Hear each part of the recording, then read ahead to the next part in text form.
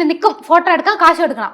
അപ്പൊ അവര് വന്ന് നിന്നോണ്ടിരുന്നു ഇങ്ങനെ ഫുള്ളാ ഡാൻസ് എല്ലാം ആടിയിട്ട് ഞാൻ സുന്ദരം എടുത്ത് டேய் என்னடா இப்படி இருக்காங்க வாடா நம்ம அவங்க கூட வந்து போட்டோ எடுக்கலாம் അങ്ങനെയെന്ന് പറഞ്ഞിട്ട് ഞാൻ പോയി ഫോട്ടോ എടുക്കാന്ന് ഞാൻ എന്റെ ബ്രദറും പോയി.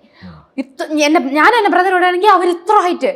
അപ്പൊ ഞാൻ ഹൗ മച്ച് അങ്ങനെ ചോദിച്ചു 100 ബാറ്റ് അങ്ങനെയെന്ന് വയസ്സില്.